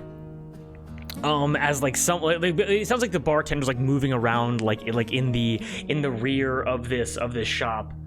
And as you are kind of like waiting for the bartender to get back, just kind of taking a moment, you're able to hear potentially the worst thing you could possibly hear. It isn't what is said, but it is the voice that says it, as you are able to hear, "Okay, so Winchester later." And you are able to hear Curve Cut. You're able to hear that raspy voice as a door opens up from the back storage room, as you're able to see the Arakakra slaver lord step out of like the storage room. Again, for Curve Cut, you're able to see that she has like same robes on, a deformed Arakakra. She has like a hanging veil in front of like where her beak and like face would be, and she carries like an odd like slimmed curved sword. And following right behind her, you're able to hear, "Why, yes, of course. The meeting is still on for a bit. My apologies, sir. We seem to have a customer here. Curve Cut, I'll meet with you later." And you're able to see a very, very well-dressed man. Quick description of what he looks like here.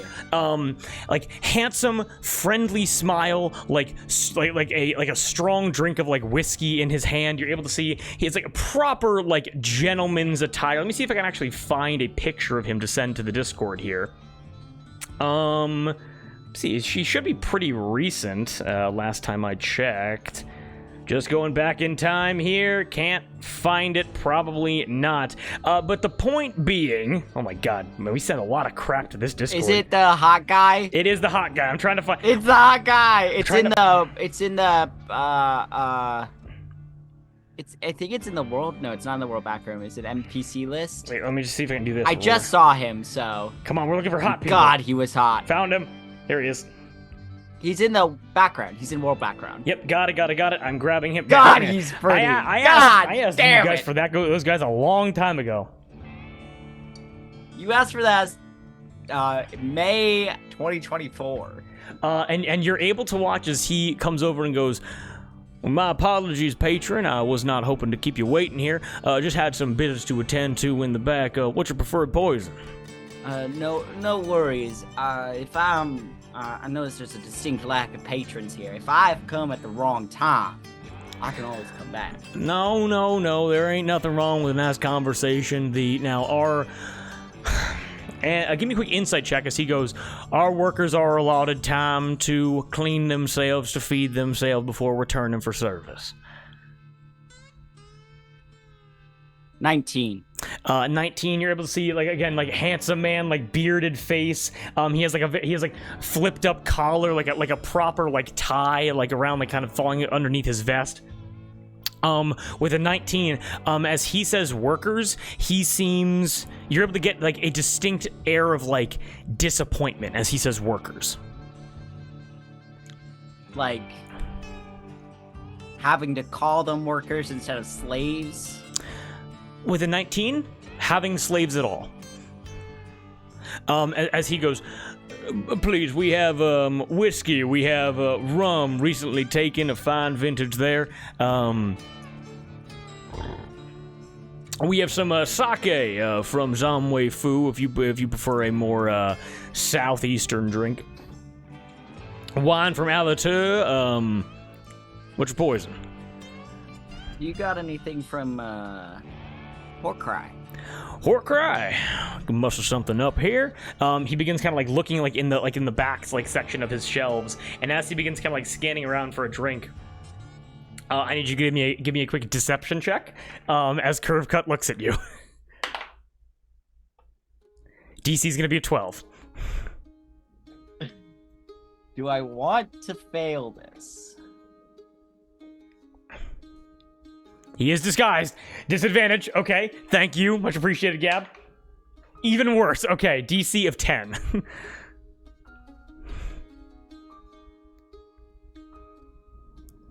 So, I got a 6.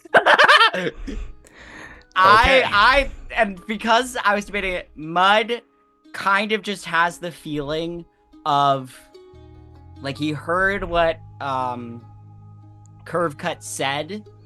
You slavers disgust me. Mm-hmm.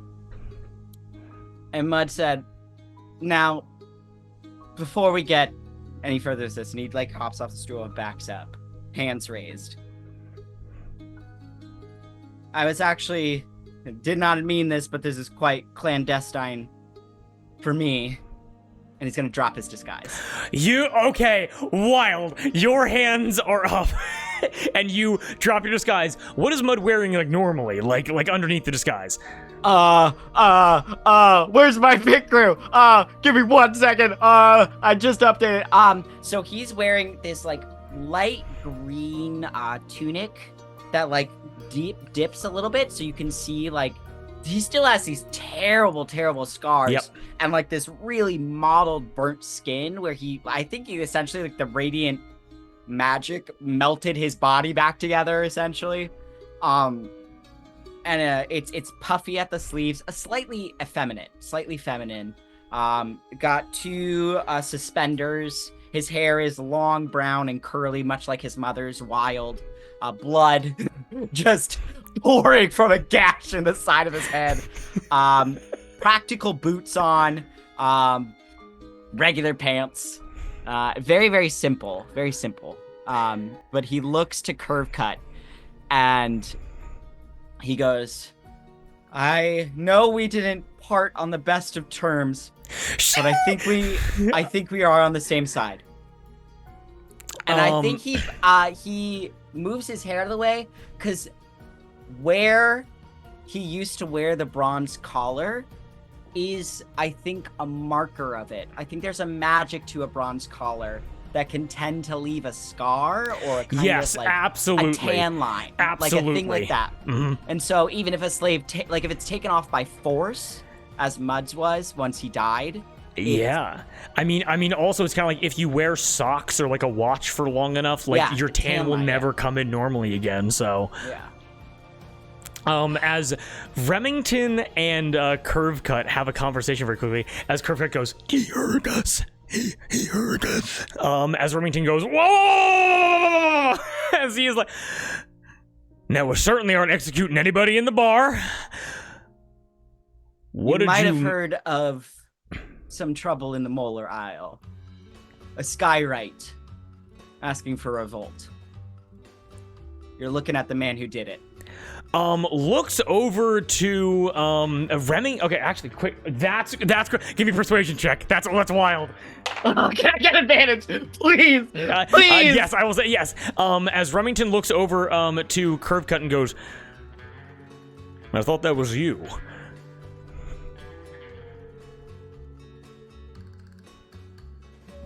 Let's go. Okay. Okay. 20. I rolled an 18 and a 19. Curve Cut quickly, like blade away from your throat, and goes. She like veil. You can't see eyes or anything. Looks you up and down, and goes, "That was you." Absolutely, it was. You inspired him to revolt. Successful. Chaos in the streets. I'm the one who blew up the troll. I was there when MRPhD got cut apart, and I was the one there when we took fucking Sweet Tooth's legs. And I plan to do it again here. Remington goes up to Curve Cut, like gets next to you, and he immediately goes like, 1 second. He takes 2 shots and goes and hands one over to you. Oh, thank God. Goes, I don't have any money, actually. Drink, just settle some nerves here. Quick. Remington runs over, like he's the proprietor like of the Deadeye bar, and he runs over and like shuts the shutters, like closes up shop basically, like puts a slat in front of the door, puts like a closed sign out, closes the windows, and he goes, now you have to speak true now. You mean to tell me that you were part of that crew? It was in the papers. It was on the radio that the Molar Isles have fallen. That there's going to be no more gold, no more silver production, no more experiments, no more technological advancements. We're trying to put a force back. The underhand's putting a force back together to try to take them back. You mean to tell me that you were part of that crew? I'm the one who put the message in the sky. Curve Cut immediately goes, I don't trust him. Or okay. driver clothes threw me out a window. I assume we were under both the misconception that the other was a slaver. As you can see, I've never owned a man in my entire life, nor do I ever plan to. If I do, I'll ask you to cut my fucking hands off. Give me a quick nature check. Kate's here! Hello, Kate. Kate! Your boy's here! Kate! So much shit is happening, Kate! I'm having to make persuasion checks, and I'm not persuasive! I missed the sorcerer and bard! What did you have? Nature check? Nature That's check, a 13. Yes. Oh, another 13? Another 13. Actually, go ahead and add your guidance on top of that. Okay. That's a 14. Makes a lot of sense. So with a 14, you were able to feel that there is a rift in reality that is disrupting the normal, natural, like dry, horrid smelling like space of the underhand. There is one that is within the Deadeye right now, like in a storeroom in the back, not where they came from, like another kind of like larder. You know what I mean? Okay. I don't have much time. I'm gonna need access to your larder because there's a portal in there I need to get back to because currently my team is killing the All God Cleric. You're able to watch. Also, Remington, right? Yes, sir. You said a force is gathering itself to go to the Molar Isles? Yes, sir. I'm gonna trust you with something, okay? Yes, sir. I'm gonna trust you to save people's lives because you look like a man who cares about that. Yes, sir. You better watch out for the fucking sea, because there's another army coming for the fist. And they plan to take the slavers down. Remington turns over to Curve Cut and goes, you see, now, this guy's in the know. Curve Cut, you can put the blade down, and like Curve Cut like puts her sword away. They can keep the sword up. And it's fine. Remington says, "This is what that Anna woman was talking about. That people were coming to help out here. Now I know it's just been her for a while now, but maybe that chaos and golden steam that's been resolved, and maybe they're coming to help out." And Curve Cut goes, "We have to. It's metal." And Remington goes, okay, look, what was your name, partner? The only name I have is Mud. Give me an insight check.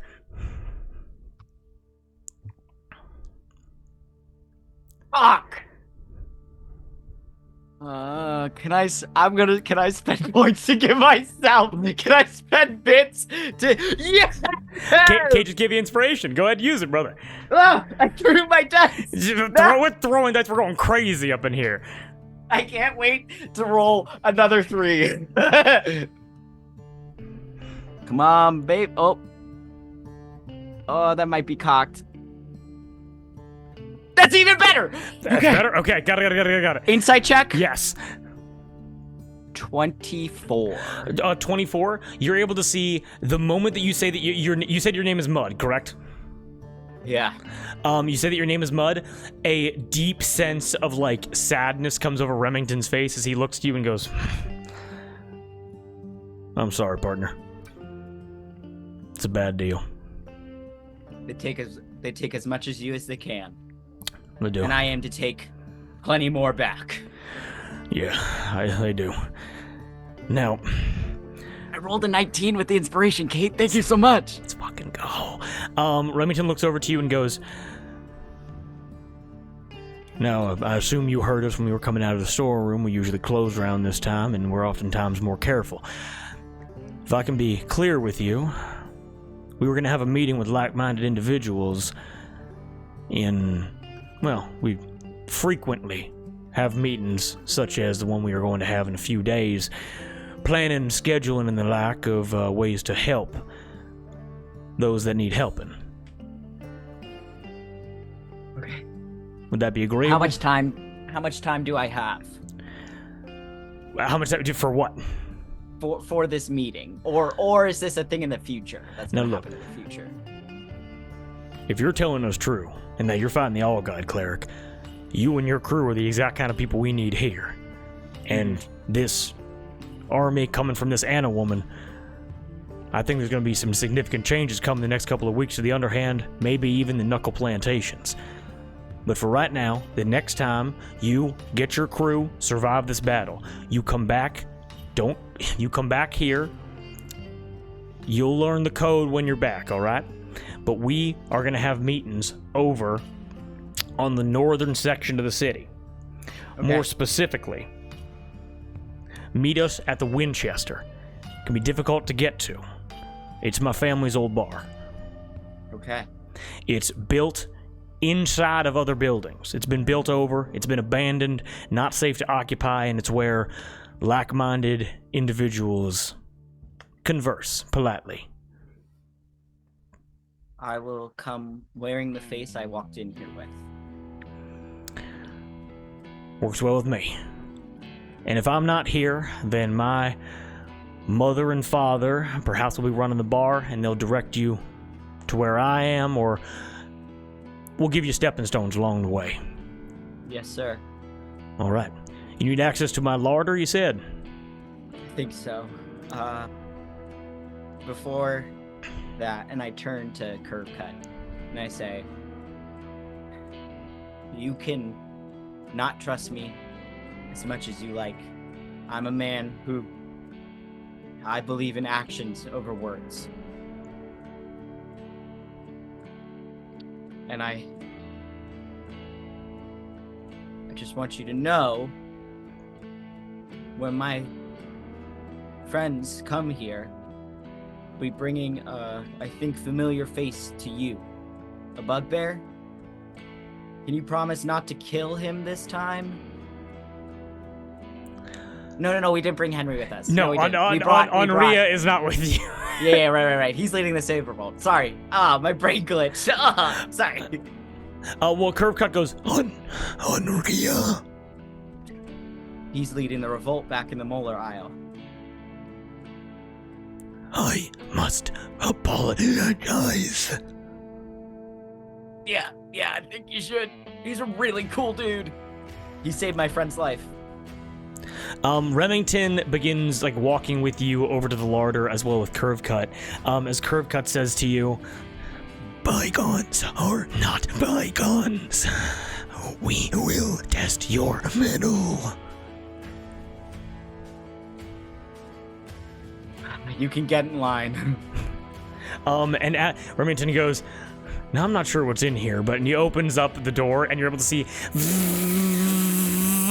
a gateway opened up, and you were able to see spells, the yelling of soldiers, the crashing of weapons, as a portal back to Zarigo, back to the battle with the All-God Cleric is open right here, as Remington goes, "Nope, I am just a guy. I am not going in there." Nope. Neither of you should go in here. It's a one-way ticket.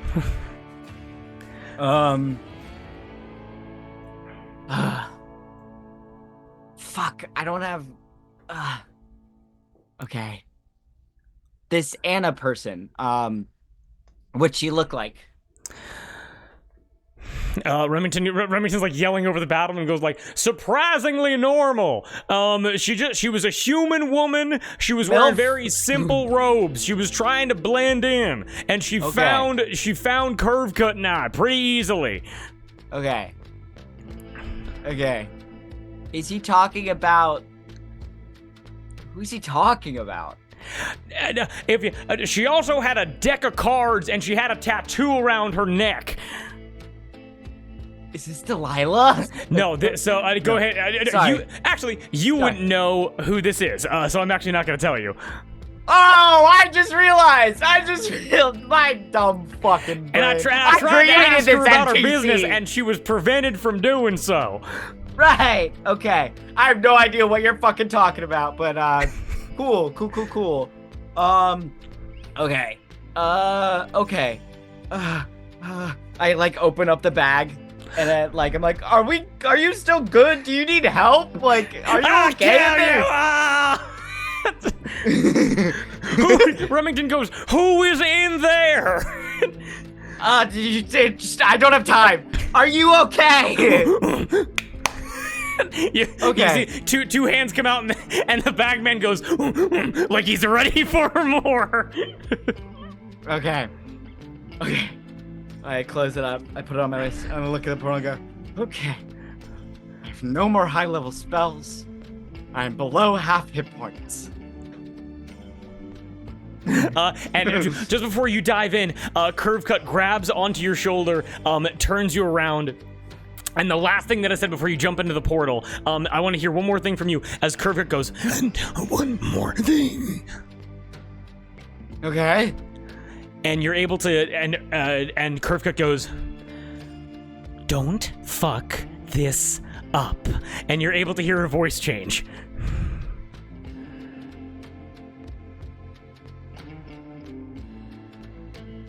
I've been trying not to.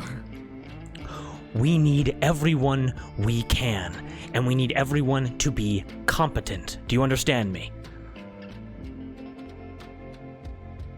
I've had to learn quick, and I've had to learn fast. I will see every slaver bend the knee before I turn to ash.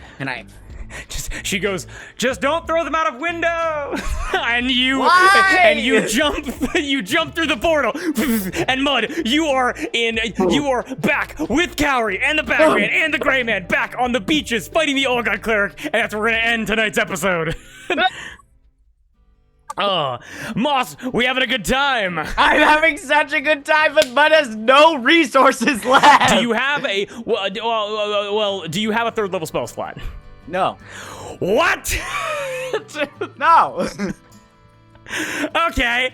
Well, okay, then congratulations. I'm sorry. I was busy making sure Cowrie lived, that we got the bag, that we trapped the Gray Man. I'm sorry. I thought I was making a great exit. My bad. Then, okay, okay, Moss, I was gonna say a couple things then. Number one, incredible misadventures. This was such a treat for me. I hope you had a great time. This was so fun, and to everyone watching in the recording or live, for Ben and Kate and Darby, and Gab and McClover, who was lurking for a little bit, I hope the fun was able to bleed through. This was such a good time. Oh my god. I have a plan. I have a bomb in my pocket. I'm just gonna... Okay, alright. I will factor that in for the next Palm and the Fist episode. We're gonna be I have 2 shotguns. You have 2 shotguns, 2 gray dudes, and 1 Cowrie. It's all perfect. And Cowrie's unconscious, and I have 27 hit points left. Okay, which also means with no 3rd level spell slots remaining, that any death that happens while fighting the All God Cleric will be permanent Asterisk. We will get into that. Obviously not going to ruin the story for anybody, but death will now have more significant consequences than with a Revivify. It's fine, guys. I've got a lot of Guiding Bolts and a lot of Cure Wounds left. Okay, let's get excited then, because next time on the Palm of the Fist, Mud, Cowrie return to the Battle of Zerigo.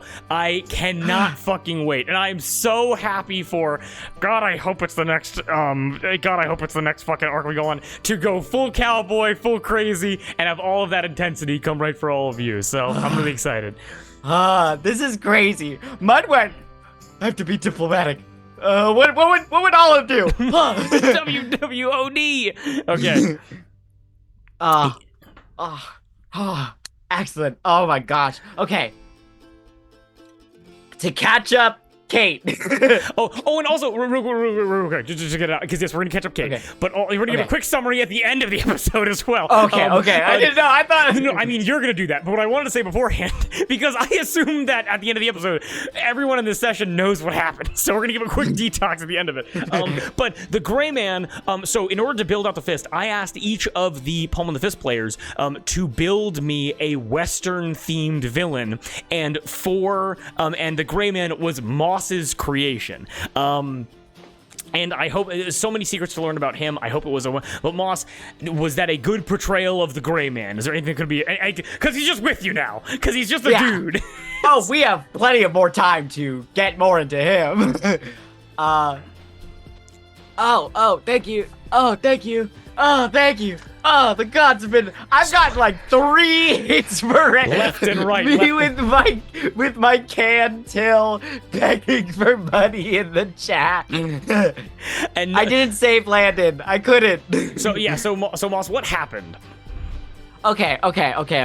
So, Mud wakes up, watches an unconscious Cowrie get dragged away by the Gray Man, runs in this picture gallery, because what it is on the second, it's a museum, and then on the second floor is a picture gallery, and it's thousands and thousands of photos of people, and they're at their most beautiful they will ever be, except they're all fucking miserable.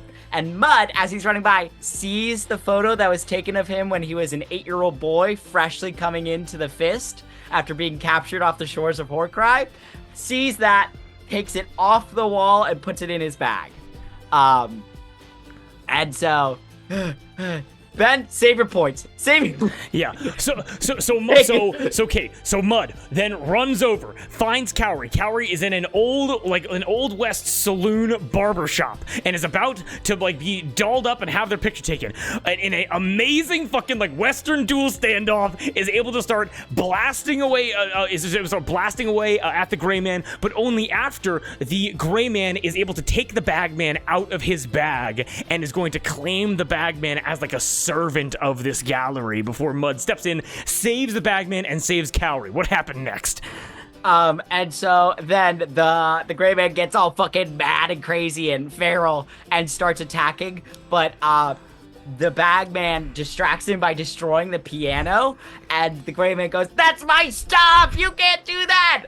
And so distracts long enough that Mud can just start blasting up the place and starts destroying everything, and then puts Cowrie in the bag, puts the Bagman back in the bag, and then tricks the Gray Man into the bag, casts Enhance ability on the Bagman to make him strong.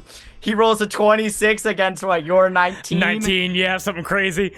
And then pulls the Bagman in. And so anyway, I start blasting. And so Gray Man sucked into the Bagman's bag. Cowrie in the Bagman's bag. They begin having a cartoon cloud brawl as Mud runs away from slavers shooting at him. An awesome wind wall, by the way. Is able to run back to the portrait wall and find the portrait of his mom from after he was captured. And in a very brief moment of love, is able to in a small way reunite mother with son, taking her portrait as well before almost escaping back through the rift. However, the rift closed back to Zerigo, and Mud emerged out into the underhand. And where did that lead? Mud. So Mud instantly disguises himself in what he thinks his dad would look like, but as like a well-to-do cowboy, and just vanishes into the crowd. So he vanishes into the crowd, and then takes the elevator down because he's like, I need to find a saloon. I need to find a place to sit down and breathe, and gets directed to, what is it? The Dead Shot? The Deadeye Saloon. Deadeye Saloon. And walks in there. There's nobody in there. The lunch rush has just ended, and hears Curve Cut talking to the proprietor, Remington, which excellent source photo you picked. That man is beautiful. Great dude. And then, and like overhears them having like this plan to like, I don't know, like to help out the slavers or something. And anyways, Mud rolls a 7 on a deception check and just reveals himself instantly, and then explains to Remington and Curve Cut, hey, we're on the same side. And I think that's when you came in. With amazing, yeah, exactly. And with amazing persuasion, is able to chat with Curve Cut. Anna is mentioned from fucking 40 sessions ago. And then Mud returns to the Battle of Cerritos. And that is the entire session summarized. I'm gonna put his timestamp. If you don't have time to watch the whole episode, just watch from 5 minutes ago to now, and you'll get the whole breakdown. Just a frantic retelling. So yeah, and we're gonna get to scheduling. We're gonna have more Palm of the Fist probably sometime next week, and we're gonna have the final battle with the All-God Cleric. So get excited for that. And then after a brief respite, after a brief kind of rest and chatting about relationships and about how like Zorigo will develop, it sounds like you guys are gonna go. I mean, you got a meeting to make. You got Landon to save. You got Pahono to save. The Everglow is still in the underhand. AJ's godly weapon. Yeah. It's gonna be Yeehaw Fall. That's why I love you, baby. That's why I love you. Okay. But with that, we are gonna be signing off. Moss, anything else you want to say? If I can play at this level every time, I'll be a happy sailor. Okay.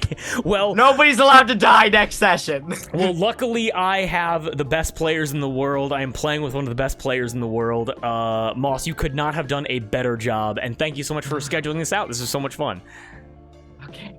Okay. All right. Yes. But everybody, anybody that's still watching, Gab, Kate, Darby, McClover, Ben, we appreciate you showing up, showing the support. You all sleep well, have a nice evening, and we'll be catching you guys next week with more Palm in the Fist. Peace out, guys. Well done.